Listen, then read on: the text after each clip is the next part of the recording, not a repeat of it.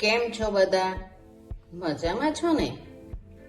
ઉત્તરાયણ આવે એટલે બધાના ઘરોમાં સિંગ, તલ, મમરાના લાડુ અને ચીકી બનતા જ હોય છે.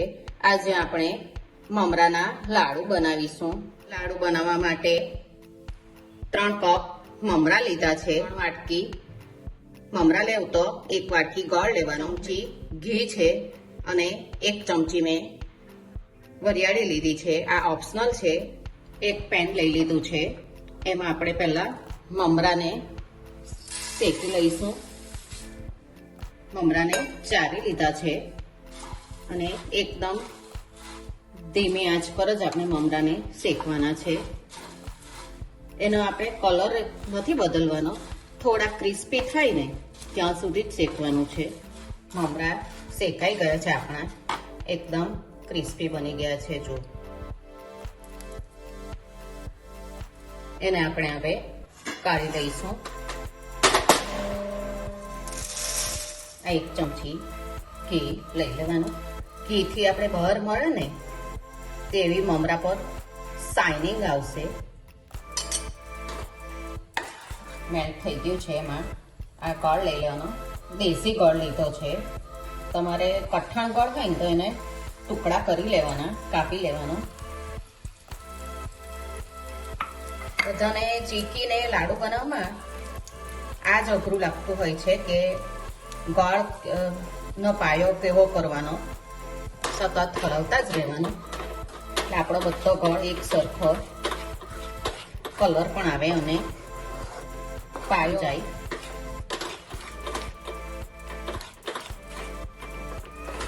મીડિયમ ફ્લેમ પર 5 મિનિટ થઈ ગઈ છે. જો બબલ્સ આમાં આવવા માંડ્યા છે.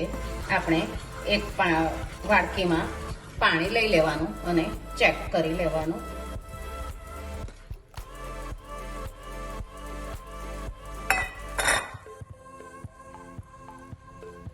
હજુ 2 મિનિટ આપણે રવા દઈશું.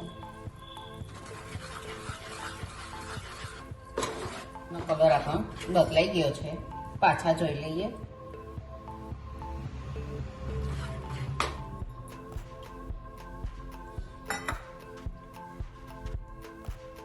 હજુ પણ થોડું.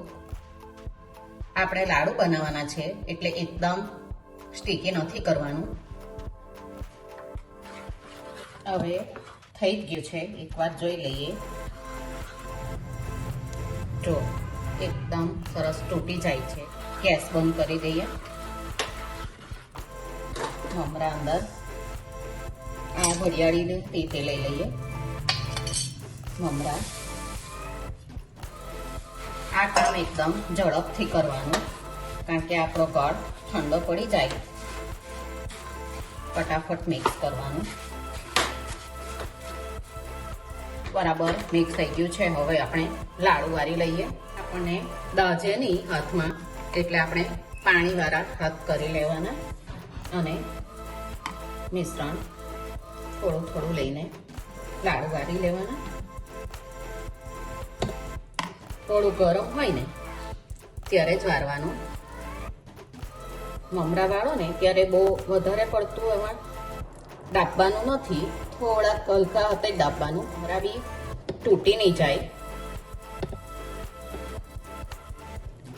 લાડુ નહીં વળતા હોય ને તો એક ડીશમાં ઘી લગાવીને એમાં જ આપણે પાણીવાળો હાથ કરીને ઘીવાળો કે પાણીવાળો આ રીતે મમરાના લાડુ બનીને તૈયાર છે.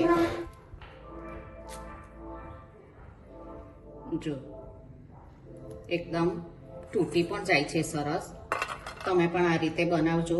આ ચીકીને પણ આપણે કાઢી લઈએ.